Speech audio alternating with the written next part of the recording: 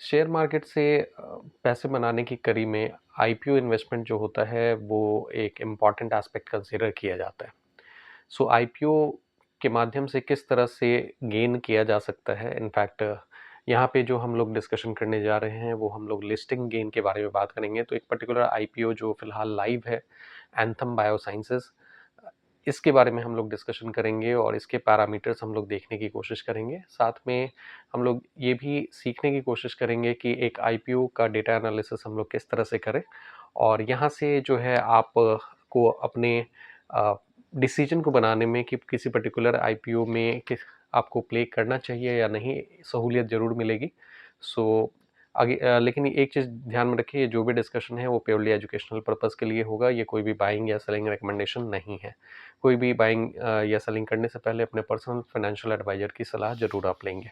सो anthem bioscience इसका जो symbol है वो एंथम के नाम से ही है, ANTHEM। ये इसमें अगर आप देखेंगे तो ये कंपनी जो है बायो साइंस के फील्ड में है और ये अपना आईपीओ लेके आई हुई हैं और आईपीओ के माध्यम से ये 3,395 करोड़, लगभग 3400 करोड़ रुपए जो है ये मार्केट से उठाने वाली हैं। अब यहाँ पे एक्चुअली ये जो पैसा उठाया जा रहा है उसका जो फॉर्म है वो ओएफएस का फॉर्म है, ऑफर फॉर सेल में ये जो पैसा जो है ये उठाया जाएगा। So actually offer for sale के साथ में थोड़ा चैलेंज ये हो जाता है कि ऑफर फॉर सेल में जो पैसे आईपीओ के माध्यम से रेस किए जाएंगे वो पैसे की कंपनी के ग्रोथ में खर्च नहीं होगा, बल्कि जो कंपनी के एग्जिस्टिंग इन्वेस्टर हैं जो अपने पोजीशन को डाइल्यूट कर रहे हैं, अपने स्टेक जो है सेल आउट कर रहे हैं, वो उनके इंडिविजुअल अकाउंट में जाएगा। तो ये फिलहाल जो इशू आया है वो 100% ऑफर फॉर सेल में हमें दिख रहा है और यहाँ मार्केट से जो है 3,395 करोड़ जो है वो रेस किए जाएंगे। इस आईपीओ का डेट अगर हम लोग देखें तो ये 14 जुलाई को लाइव हुआ था। आज 15 तारीख है, 15 जुलाई है। सो कल ये लाइव हुआ था और बेसिकली 16 जुलाई को, यानी कि कल जो है वो क्लोज हो जाएगा, बुधवार के दिन जो है ये क्लोज हो जाएगा। तो ये जो भी लोग इस आईपीओ में इंटरेस्ट दिखा रहे हैं या इंटरेस्ट बनाए अपना मन बनाए हुए हैं अप्लाई करने के लिए, वो इस डिस्कशन को ध्यान से सुन लें। उसके बाद में आप जो को अपने डिसीजन को और पुख्ता करने में एक तरह से सहूलियत मिल सकती है यहाँ से। इस आईपीओ को अगर आप देखेंगे तो इसका प्राइस रेंज जो है 540 रुपीज़ से 570 रुपीज़ आपको देखने को मिलेगा। अगर कोई एम्प्लॉई आईपीओ में अप्लाई करते हैं तो उनको 50 रुपीज़ पर शेयर का डिस्काउंट भी देखने को मिलेगा, डिस्काउंट प्राइस उनको देखने को मिल जाएगा।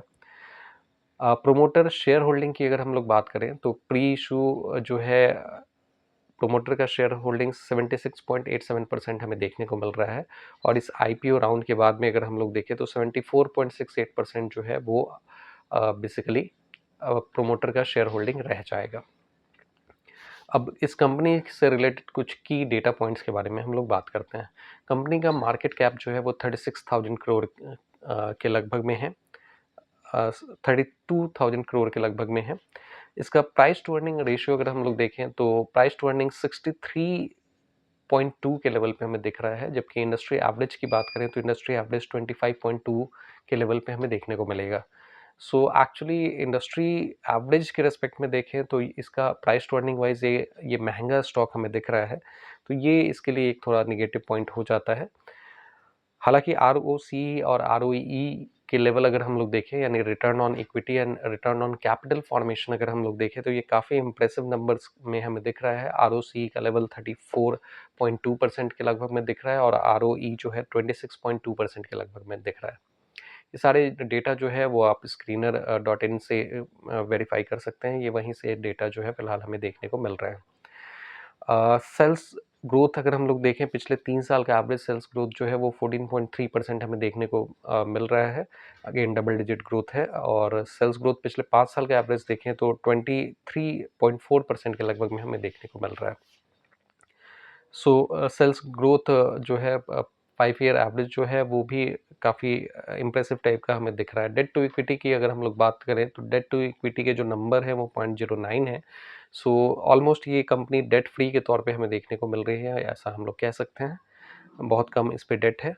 अब बाकी अब की डेटा पॉइंट्स में एक तो प्राइस टू अर्निंग जो है वो थोड़ा-सा हायर साइड वो डेफ़िनेटली वो हायर साइड में है, ये इसके लिए थोड़ा-सा चैलेंज ज़रूर क्रिएट करता है, लेकिन अ, बाकी के जो डेटा पॉइंट्स हैं वो ठीक-ठाक हमें दिख रहे हैं और इन डेटा के बेसिस पे हमें एक सेंस तो ज़रूर मिल रहा है कि प्राइस टू अर्निंग वाइज़ ये थोड़ा महँगा है, लेकिन return on equity and return on capital formation के रिस्पेक्ट में देखें तो ये इम्प्रेसिव है और साथ में सेल्स ग्रोथ भी जो है वो ठीक-ठाक सा हमें देखने को मिल रहा है। अब कुछ एडिशनल डेटा की भी हम लोग बात कर लेते हैं, जहाँ से हमें ये मिले कि मार्केट का रुझान कैसा है इस आईपीओ में। चूँकि अल्टीमेटली अगर हम आईपीओ में लिस्टिंग गेन के लिए अगर हम प्ले कर रहे हैं, तो हमारा रुझान यही होगा कि मार्केट में इस पर्टिकुलर आईपीओ के लिए रिस्पॉन्स कैसा है। तो एक इसका आइडिया हम लोग जीएमपी के बेसिस पे ले सकते हैं। हालाँकि जीएमपी जो ग्रे मार्केट प्रीमियम होता है, वो बहुत ही ऑथेंटिक डेटा नहीं होता है, रिलायबल नहीं होता है, लेकिन एक सेंस हमें ज़रूर मिल जाता है। सो ग्रे मार्केट प्रीमियम इसका 117 के आसपास हमें देखने को मिल रहा है। तो मोटा-मोटी अगर आप देखें तो 18 परसेंट के आसपास में ये हमें देखने को मिल रहा है। 15 टू 20% के बीच में इसका आईपीओ फ़िलहाल हमें देखने को मिल रहा है। तो ये एक ठीक-ठाक सा मतलब गेन हमें देखने को मिल जाएगा। यानी यहाँ पे ये बताया जा रहा है कि जब इस कंपनी की लिस्टिंग होगी मार्केट में, जो कि 21 तारीख को ड्यू है, 21 तारीख सोमवार पड़ेगा। तो 21 तारीख को जब इसकी लिस्टिंग होगी तो लगभग 15 से 20% के आसपास में हमें गेन देखने को मिल सकता है। ग्रे मार्केट प्रीमियम हमें ये सजेस्ट कर रहा है।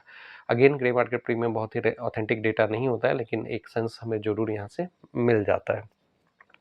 इसके अलावा अगर हम सब्सक्रिप्शन स्टेटस की बात करें तो ऑलरेडी ये आईपीओ जो है 3.48 टाइम्स जो है वो सब्सक्राइब हो रखा है। तो यहाँ से हमें ये पता चलता है कि मार्केट में इसके लिए जो है एक तरह से डिमांड है। तो डिमांड अगर ज़्यादा होता है, कल आखिरी दिन है तो आखिरी दिन में डिमांड और ज़्यादा बढ़ने की उम्मीद रहेगी, यानी और ज़्यादा सब्सक्रिप्शन देखने को मिलेगा।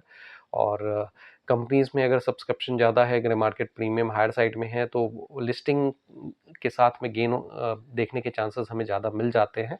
और अब बेसिकली इसकी लिस्टिंग जो है वो 21 तारीख को हो जाएगी, 21 जुलाई सोमवार के दिन।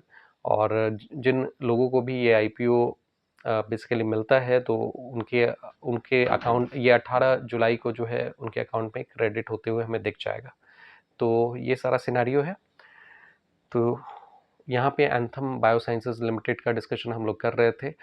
आप नीचे मेंशन कर सकते हैं कि आप इस आईपीओ में लिस्टिंग गेन के लिए प्ले कर रहे हैं या नहीं।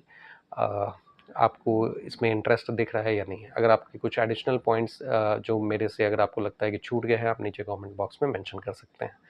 इसके अलावा इस तरह की इन्फॉर्मेशन आप तक बनी रहे और अगर आपको लगता है कि यहाँ से कुछ क्वालिटी आपको मिला है तो आप इस वीडियो को लाइक कर सकते हैं, सब्सक्राइब कर सकते हैं इस चैनल को। Thank you very much for your participation.